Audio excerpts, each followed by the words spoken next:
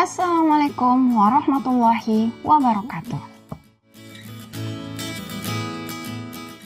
Hai sahabat cerdas, hari ini kita akan mempelajari materi IPA kelas 7, yaitu klasifikasi makhluk hidup. Bersama saya, Andi Rizka Ardis, SPD. Sahabat cerdas, apa sih klasifikasi makhluk hidup itu? Contohnya seperti ini. Coba perhatikan gambar yang ada di papan. Ada serigala, burung, gurita, singa, harimau, kuda laut, ikan, bebek, dan ayam. Seandainya Kak Rizka meminta kalian mengelompokkan hewan-hewan tersebut, hewan apa yang akan kalian kelompokkan? Apa dasar pengelompokannya? Mungkin kalian akan mengelompokkan singa, serigala, dan harimau karena mereka sama-sama pemakan daging.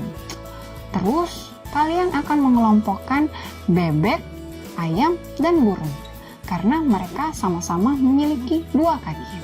Dan kalian akan mengelompokkan gurita, ikan, dan kuda laut karena mereka sama-sama hidup di laut.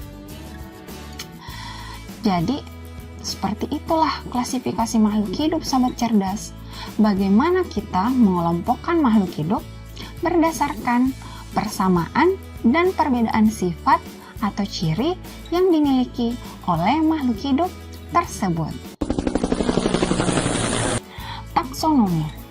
Apa sih taksonomi itu? Taksonomi adalah cabang ilmu biologi yang khusus mempelajari tentang pengelompokan makhluk hidup. Carolus Linnaeus disebut sebagai bapak taksonomi. Mengapa? Karena beliau menemukan dasar dari pengklasifikasian makhluk hidup dari tingkatan paling umum sampai yang paling spesifik. Selanjutnya, tujuan dari pengklasifikasian makhluk hidup ini adalah 1. Mempermudah mengenali, membandingkan, dan mempelajari makhluk hidup. 2. Mengetahui hubungan kekerabatan antar makhluk hidup. 3. Memberi nama makhluk hidup yang belum diketahui namanya atau belum memiliki nama. Takson. Takson adalah kelompok makhluk hidup yang terbentuk dari hasil pengelompokan. Hewan, tumbuhan memiliki kelompok takson yang berbeda. Hewan dikelompokkan dalam kingdom Animalia, sedangkan tumbuhan dalam kingdom Plantae. Adapun perbedaan susunan takson pada kingdom Animalia dan Plantae adalah untuk Animalia, adapun susunannya kingdom, phylum, kelas, ordo, familia, genus, dan spesies. Sedangkan pada Plantae, susunan taksonnya hampir sama dengan Animalia. Juga ada 7 tingkatan. Perbedaannya hanya pada tingkatan kedua. Pada Animalia disebut dengan phylum, sedangkan pada Plantae disebut dengan divisio. Susunan takson ini sahabat cerdas tidak bisa dibolak-balik ya. Selanjutnya, Kak Rizka akan menampilkan perbedaan susunan takson pada dua makhluk hidup. Kita ambil contoh singa dan kucing. Melalui susunan takson ini, kita bisa mengetahui seberapa dekat hubungan kekerabatan antara singa dan kucing. Pertama, kingdom. Baik singa dan kucing memiliki kingdom yang sama, yaitu kingdom Animalia. Phylum. Baik singa dan kucing memiliki phylum yang sama, yaitu sama-sama phylum Chordata. Kelas. Baik singa dan kucing memiliki kelas yang sama, yaitu kelas Mamalia. Ordo. Singa dan kucing masih memiliki ordo yang sama, yaitu ordo Carnivora. Bagaimana dengan familia? Apakah masih sama? Ternyata masih sama, yaitu sama-sama famili Felidae. Bagaimana dengan genus? Ternyata genusnya berbeda. Kalau singa, genusnya Panthera, sedangkan kucing Felis. Spesies untuk singa adalah Panthera leo, sedangkan kucing Felis catus. Sehingga dapat disimpulkan bahwa semakin ke bawah susunan taksonnya, maka semakin spesifiklah ia. Sedangkan semakin ke atas susunan taksonnya, maka semakin umum. Dari tabel diketahui bahwa antara singa dan kucing memiliki tingkat kekerabatan yang sangat dekat karena memiliki kesamaan sampai tingkat familia, yaitu sama-sama memiliki familia Felidae.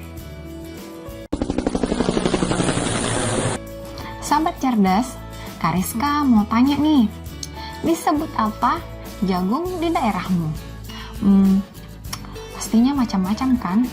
Contohnya saja di Bandung, jagung disebut dengan jagong. Lain lagi kalau di Makassar. Di Makassar, jagung disebut dengan biraleh. Kalau di Halmahera disebut dengan katela, sedangkan di Nias disebut dengan rigi.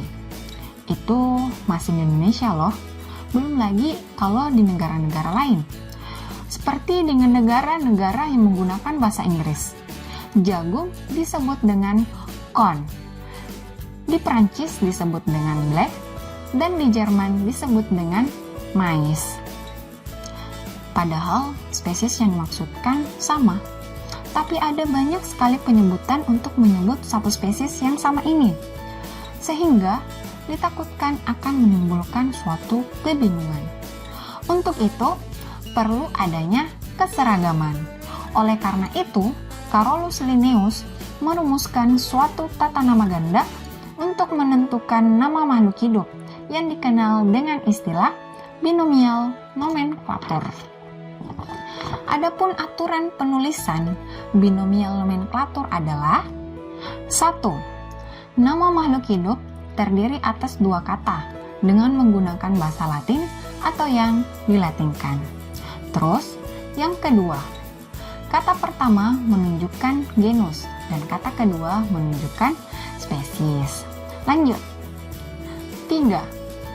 Nama genus diawali dengan huruf kapital, sedangkan penunjuk spesies diawali dengan huruf kecil. Dan aturan yang terakhir atau yang keempat adalah kata pertama dan kedua diberi garis bawah terpisah atau ditulis miring. Jadi, itulah beberapa aturan penulisan pada sistem binomial nomenklatur yang harus kita ikuti dalam penentuan nama makhluk hidup.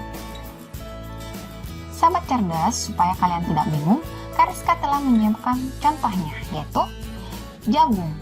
Dalam bahasa Latin disebut dengan zea mais. Jadi terdiri atas dua kata ya, zea dan mais. Kata zea di sini menunjukkan genus, sedangkan kata mais menunjukkan spesies. Terus, nama genus diawali dengan huruf kapital, maksudnya huruf Z pada kata zea ya, sahabat cerdas. Sedangkan penunjukan spesies diawali dengan huruf kecil, yaitu huruf M pada kata mais. Selanjutnya, kata pertama dan kedua diberi garis bawah terpisah. Jadi, garis bawah pada kata zea dan mais tidak boleh disambungkan ya, sahabat cerdas, atau bisa juga dengan cara ditulis miring. Jadi, itulah aturan penulisan dalam sistem binomial nomenklatur. Sahabat cerdas, itu tadi materi tentang klasifikasi makhluk hidup. Gimana? Gampang kan materinya? Pastinya.